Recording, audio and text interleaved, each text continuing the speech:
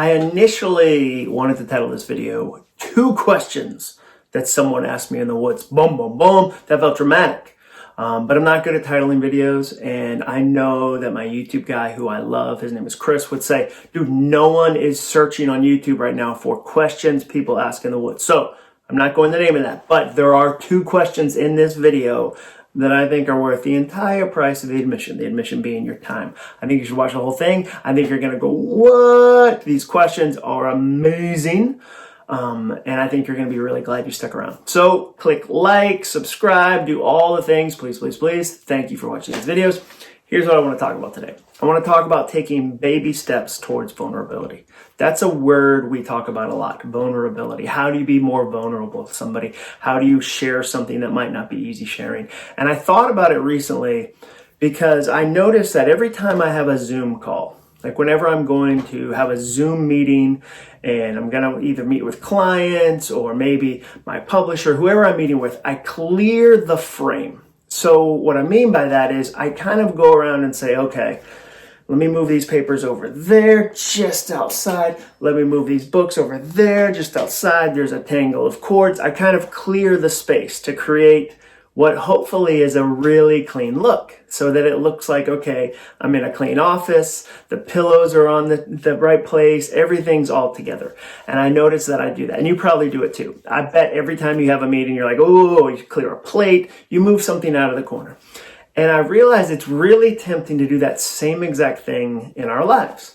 It's really easy when we have a conversation with a friend, when we have a conversation even with a spouse, to clear the frame and only share certain things that make us look a certain way. And I do that. It's something that I notice in my own life. But the problem is when you do that, the person doesn't really get to know you. They get to know a version of you. They get to know what fits inside the frame, but none of the messy stuff, none of the real stuff, none of the honest stuff, none of the vulnerable stuff. And when you hide that, you don't really get to have a real connection with somebody because they're meeting a persona, not a person. And the real problem with that is when you don't share openly, you don't get to be given back to openly. And I'll give you an example. Here's the 2 questions.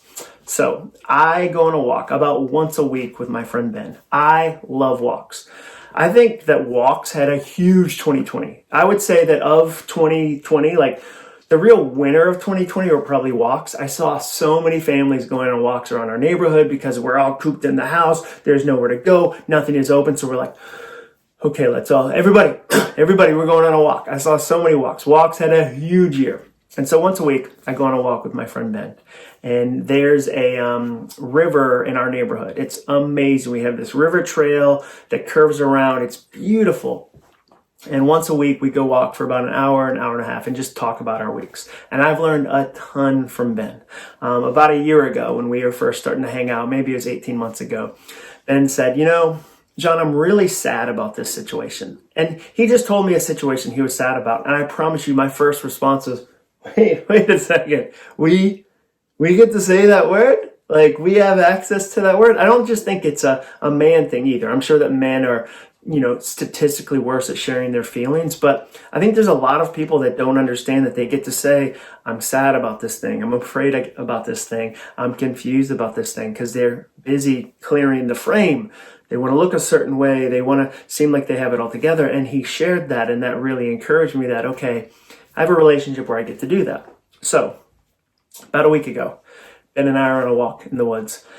And I just shared that there was something that I was sad about. Something that I felt like I had missed out on. There was an opportunity that I felt like was an amazing opportunity, and I felt like I had missed out on it. I felt like I had blown it. I felt like this was going to be this life-changing thing, and I had messed it up. And I was sharing that with Ben. And Ben listened, and he gave me space to kind of express that. And then he asked 2 questions. The first question was this. He said, John, if you had gotten that opportunity, if you had made the most of that opportunity, what would you have more of that you don't have right now? And I love that question. What would I have more of that I don't have right now?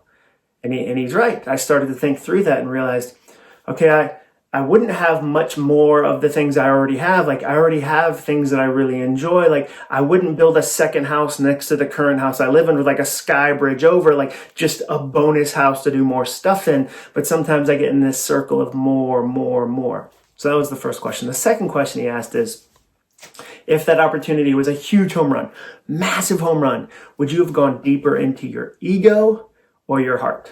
And I love that question too. And it was really clear. I would have gone deeper into my ego. Like, I knew the situation. I knew what I was doing. I would have gone deeper into my ego. And he said, because that makes me really sad. Because he said, I think you wouldn't have valued these walks and I would have missed out on these. And that would have made me sad. And I loved that conversation I got to have with him. But I only got to have it because I was vulnerable. I only got to have it because I brought something into the frame. I didn't pretend like I had it all together. I didn't say everything is perfect, Ben. No, I said, Ben, hey, here's something. I feel sad about this thing. I feel discouraged about this thing. I feel afraid about this thing. And then he could speak into it because I brought it into the frame. So that's my encouragement for you. Bring something into the frame. Maybe all you do is think about one person you can have an in-frame conversation with. Now, let's be clear. Not everybody is safe for that. There's a lot of unsafe people that you wouldn't bring stuff into the frame because it's not somebody you need to be vulnerable with. I mean, don't throw pearls before swine, but also be careful that you don't get so tight and so perfect and so manicured that no one ever gets to see inside the frame. Because I think there's a real power to being vulnerable. And I think that you and I can take some baby steps toward it. Thanks for watching this video. Thank you so much for hitting like. Thank you for the comments. Thank you for subscribing. I really appreciate that. And I hope that these videos where I share ideas like this are helpful to you.